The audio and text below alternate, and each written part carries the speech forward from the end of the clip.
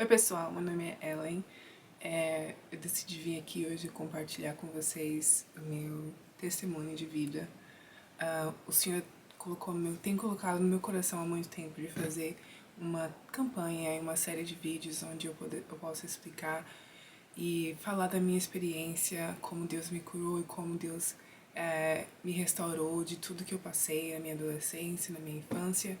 E como hoje eu posso ver a diferença de que é estar com Deus e saber que não tem mais nenhuma condenação em mim, porque todas as coisas velhas se passaram, tudo se fez novo. Saber que eu mereço ser feliz, saber que Deus é por mim e que todos os dias da minha vida Ele está ao meu lado e Ele não me desampara. Bom, eu quero pedir desculpa que já vou dizendo que provavelmente esse vídeo vai ficar um pouco emocional, mas eu espero que, de alguma forma, o meu testemunho venha edificar a tua vida. E se você é uma pessoa que passou pelas mesmas coisas que eu passei, ou está passando, saiba que tem um Deus que está 24 horas olhando para você e Ele está contigo. E eu sou a prova disso. A minha vida é um milagre e hoje eu tô aqui para compartilhar ela com vocês. Bom, vamos começar do começo. Eu nasci em São Paulo, na capital. E a minha mãe, ela veio da Bahia quando ela tinha durante os 20 anos dela. E ela decidiu tentar a vida em São Paulo e ela conheceu várias pessoas. Ela morava na Zona Norte. E ela casou e conheceu meu pai. E me teve depois de 1 ano de casamento. Eu não me lembro muito da minha infância pequena, mas eu tenho alguns flashbacks que quando eu fui ouvindo as histórias que minha mãe contavam ao decorrer dos anos, começou a fazer sentido e eu fui colocando cada pedaço juntos. Mas eu nasci e logo minha mãe se separou do meu pai, né?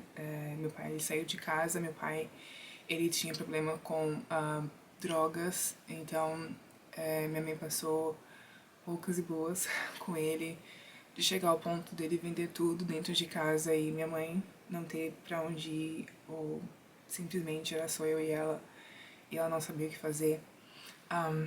Depois disso, ela foi morar com a minha tia, que era irmã do meu pai, e uma amiga dela, que ajudaram a minha mãe a cuidar de mim. A minha mãe se tornou uma mãe solteira aos 31 anos de idade. Ela tinha que trabalhar pra me sustentar. Minha mãe não tinha ninguém, ela não tinha os pais dela, não tinha... Ela tava sozinha em São Paulo, então ela não tinha uma família, pessoas que pudessem ajudar ela financeiramente, ou que ela pudesse contar. Minha mãe teve que se mudar pra uma outra casa, então era só eu e a minha mãe. Como eu vou falando, eu começo a lembrar e eu lembro das coisas que passavam pela minha cabeça. Passaram alguns anos e eu não me lembro certamente a idade que eu tinha, mas a minha mãe conheceu um outro rapaz. No começo, esse homem ele era muito legal comigo, ele me fazia me sentir uma criança amada, preenchia aquelas figuras de paterna que eu não tive. Eu lembro que depois a minha mãe ela decidiu ir morar com esse rapaz, a gente foi morar num apartamento no centro de São Paulo. E eu lembro que minha mãe engravidou e quando eu tinha 6 anos, a minha mãe teve meus 2 irmãos gêmeos. Depois disso, eu não lembro mais de ter esse cara perto da gente. Então, a minha mãe saía muito cedo pra trabalhar e deixava a gente em casa. A gente ia pra escola, quando eu voltava eu tinha que ficar com meus irmãos. Na época eu tinha 6 anos, 6, 7 anos, e eu tinha que ficar ajudar minha mãe com meus irmãos. Eu lembro que minha mãe pagou uma menina pra vir ajudar ela e cuidar da gente enquanto ela estivesse no trabalho. Eu lembro que essa menina, ela era uma adolescente, então ela não tinha muita paciência com meus irmãos, e eu via as coisas que ela fazia e claramente não estava certo, e eu falei pra minha mãe, não, eu não quero mais que essa pessoa venha ficar com a gente. E a senhora demita ela e eu fique cuidando dos meus irmãos. Eu lembro muito disso. E eu lembro que a partir daí era eu, 7 anos, e 2 crianças com menos de 1 ano dentro de casa. Eu cozinhava pra eles, dava mamadeira pra eles, a gente ia pra escola, a gente voltava da escola com o ônibus, eu chegava em casa e, enfim. Foi uma fase bem difícil. Passou um tempo, a gente teve que se mudar para a um outro bairro, onde a minha mãe tinha alguns amigos, né, e algumas pessoas que iriam ajudar ela, né, a levar a vida. E eu lembro de... Esse foi um dos momentos mais felizes da minha vida, que finalmente eu tive a oportunidade de ter uma comunidade de novo, de fazer amigos, de não ter que ficar presa dentro de casa até a minha mãe chegar. Então eu ia na casa das amigas da minha mãe, eu brincava com umas filhas dela, tinha as crianças da igreja, tinha as crianças da escola, então a gente ia pra escola. Eu lembro que a gente começou a estudar no CEL, que era o Centro Educacional Unificado que o Lula lançou naquela época, que era para mães que trabalhavam o dia inteiro para colocar os filhos lá, e os filhos ficavam em tempo integral. Durante esse momento, a minha mãe decidiu tentar de novo a vida com esse rapaz, e ele voltou a ficar dentro de casa. E ele começou a fazer coisas que eu não achava que... Eu não sabia se era certo ou o que estava acontecendo. Eu só... Eu não sabia explicar. Eu lembro desse homem chegar várias vezes em casa bêbado e tratar minha mãe mal. E eu ficava olhando e não achava que isso era certo. Mas no outro dia, ele era um homem totalmente diferente e carinhoso, e cuidava da minha mãe, e cuidava da gente, e dava presente e tudo mais. Teve um dia que ele foi embora por algum motivo, e eu lembro que ele me chamou para se despedir de mim. E eu vim feliz para abraçar ele e falar tchau. E eu lembro dele começar a beijar a minha boca. E ele colocou a língua na minha boca e eu fiquei sem entender o que estava acontecendo. E ele foi embora. Eu lembro que eu entrei em casa e eu falei: mãe, eu não vou citar nomes. Eu falei: o cara, ele acabou de me beijar na boca de língua. E minha mãe falou: menina, para de graça. Que coisa, né? Ela não acreditou. Alguns anos se passaram, minha mãe, ela desenvolveu uma depressão bem profunda, e ela decidiu que seria o momento dela voltar para Salvador, porque ela achou que lá ela teria a família dela para ajudar ela a cuidar da gente, e seria mais fácil para ela. Porém, ela decidiu que ela mandaria eu e meus irmãos primeiro por um ano para Salvador, para Bahia, e ela ficaria em São Paulo para ela juntar dinheiro. A minha mãe enviou a gente pra casa da minha avó e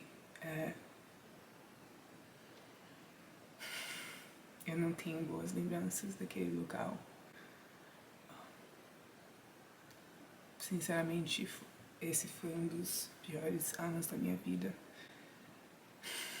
E o pior de tudo é que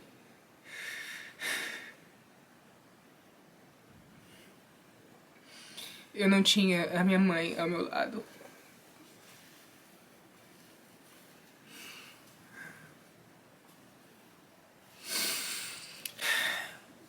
Bom, a minha mãe me enviou pra casa da mãe dela. A minha avó não gostava da minha mãe. Minha mãe teve uma infância bem conturbada com ela, e parece que esse ano que eu passei lá, a minha avó me via como se eu fosse a minha mãe. A minha avó, ela foi uma pessoa que eu não recebi nenhum tipo de amor dela. A minha mãe, ela mandava uma quantia todo mês pra ajudar a minha avó a sustentar a gente. E eu lembro que a minha avó, ela fazia a gente... Eu ajudar ela na fábrica de costura que ela tinha, e a vender xuxas, a vender as coisas, para que eu conseguisse comprar, sei lá, uma bolacha recheada, comprar uma coisa assim, né, diferente. Eu tinha que lavar a roupa dos meus irmãos e não tinha máquina naquela época, então era na mão. Eu lembro que eu tinha 9 anos e eu lavava a minha roupa e dos meus irmãos. Foi ali que eu aprendi que eu teria que cuidar de mim e dos meus irmãos, que ali seria eu por eles e that's it. E era isso. Eu lembro de ter falado com a minha mãe poucas vezes, poucas vezes, durante esse momento que a gente estava separado. E depois a minha mãe falou que ela ligava toda semana. E a minha avó falava que a gente não estava em casa ou que a gente não podia falar. Então, eu não tive muito contato com a minha mãe durante esse tempo. O marido dela, da minha avó, começou a agir de forma diferente comigo. E, bom, eu achava que ele era a minha figura de avô, então eu gostava. Ele falava pra sentar no colo dele, me abraçava, me dava dinheiro, mas ele me dava dinheiro escondido, falava que não era pra falar pra ninguém que ele me deu dinheiro e que ele daria uma casa pra minha mãe e quando a gente voltasse ele ia ajudar muito a minha mãe e que a gente seria uma família perfeita e toda vez que eu tava sozinha em algum lugar ele vinha e ficava passando a mão em mim e eu achava que isso era normal. E teve uma vez que eu cheguei pra minha avó e comentei tudo isso e ela simplesmente, as coisas que estavam ruins pioraram. Ela simplesmente falou que eu estava querendo roubar o marido dela, uma criança de 9 anos, querendo roubar um homem de 60, 80, não lembro quantos anos aquele homem tinha naquela época. E daí foi ladeira abaixo. Ela não colocou a gente pra fora, né, porque nós éramos crianças, mas se teve... Ela usou todo o poder que ela tinha pra fazer da nossa vida miserável. Um ano se passou, a minha mãe voltou e ela viu nossa situação, ela se sentiu bem culpada referente a isso e todo o sentimento de raiva e ódio de todas essas pessoas, né, que passaram pela minha infância, eu tava entrando na adolescência, começaram a crescer e eu culpava tudo na minha mãe por tudo que ela tem feito, por ela ter se separado do meu pai, o que ela não se separou, na minha cabeça ela tinha se separado do meu pai, por ela ter se juntado com o pai dos meus irmãos, por ela ter enviado a gente pra casa da minha avó, por a gente nunca ter morado em um lugar só, ter morado em vários lugares diferentes. Eu me sentia como uma nômade, eu não conseguia criar afeto e ter sentimentos reais por ninguém. Quando eu fiz por volta dos 13 anos, eu estava uma criança, uma adolescente totalmente angustiada. Eu tinha muita raiva no meu coração. Eu comecei a fazer coisas que eu achava que iria afetar minha mãe de alguma forma. E eu comecei a ficar de coisinha com um cara que era muito mais velho que eu. Eu tinha 13 anos, ele tinha 19. E também era alguma forma também de sair de casa e simplesmente não pensar em nada que estava acontecendo. A minha mãe, ela trabalhava muito para conseguir pagar as contas e colocar comida dentro de casa, então ela saía muito cedo e ela chegava muito tarde. Eu lembro que eu tinha que ir pra escola, levar meus irmãos e quando eu saísse da escola, ir pegar meus irmãos e vir pra casa. Enfim, todo aquele ciclo de ter que cuidar dos meus irmãos. Eu comecei né, ter esse namoradinho quando eu tinha 13 anos e isso afetou muito a minha mãe. Eu lembro dela tentar ir atrás de mim pra me buscar, né, pra me bater no meio da rua com cipó, enfim. Passou alguns 3 meses, eu acho, 4 meses e eu decidi que, de alguma forma, eu parei de sair com esse cara. E eu comecei a me firmar na igreja e foi quando eu comecei a realmente me envolver na igreja, né? Eu tinha cargos na igreja e eu lembro que aos 16 anos eu ficava pedindo pra mim falando que eu queria voltar pra São Paulo, que eu não queria mais ficar em Salvador. A minha falou assim, eu não tenho dinheiro. Como que eu vou voltar pra São Paulo? Não, não tem como. Eu não tenho como me sustentar em São Paulo, eu lembro. Antes de eu nascer, minha mãe trabalhava pra uma pessoa, né, que era a minha madrinha. E quando minha mãe foi embora, ela cortou laços com a minha madrinha, então eu lembrei dela e eu comecei a pesquisar. Naquela época era Orkut, o Facebook tinha acabado de sair, eu tinha 16 anos, então eu comecei a procurar a minha madrinha no Facebook e eu achei ela e eu mandei mensagem falando que eu queria muito voltar pra São Paulo, mas só que minha mãe não tinha dinheiro e que se ela poderia ajudar a gente. Então, a minha madrinha, ela ajudou a gente, ajudou a minha mãe, deu um trabalho pra minha mãe, nós voltamos pra São Paulo. E com 17 anos eu comecei a pesquisar formas de morar fora. Porque minha mãe chegou em casa um dia e ela viu uma carta de uma agência falando sobre intercâmbio. E tinha meu nome. E ela falou assim, eu nunca vou deixar você sair da minha casa até que você esteja casada. Quando eu fiz 18 anos eu comecei a namorar com um rapaz da igreja. Eu não acredito que eu gostava tanto dele quanto eu achava.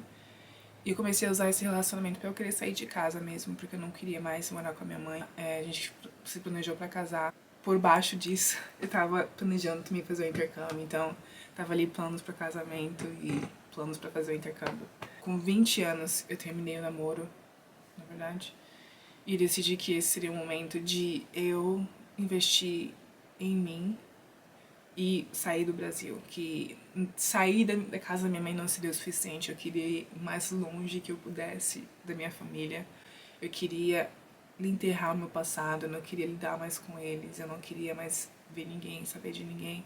Eu vim morar nos Estados Unidos e o primeiro ano foi um ano bem complicado pra mim, foi um ano que eu despiroquei. A pessoa de 21 anos que nunca tinha bebido, nunca tinha ido pra balada, nunca tinha feito nada, eu decidi que eu iria fazer tudo. Então, foi um ano de muita confusão na minha cabeça, eu tentando me achar, tentando achar minha identidade, quem eu era. Eu tava indo pra igreja ainda, eu cheguei a noivar, de novo, com um rapaz da igreja, mas ainda assim, nada parecia estar certo. Eu tava muito confusa de tudo, eu não tava feliz, e eu simplesmente falei, quer saber de uma, não quero mais casar, terminei e mudei de estado. Então eu fui morar com uma família hospedeira que me abraçou e me... como se fosse parte da família. No começo foi muito difícil na questão de que eu não conseguia acreditar que eu tava morando numa mansão. Claro que a mansão não era minha, mas eu tava morando naquela mansão que eu tinha um carro que eu podia dirigir a qualquer momento, um quarto só pra mim, eu podia sair a hora que eu quiser, eu tinha dinheiro pra comprar o que eu quiser. Foi tudo uma realidade muito...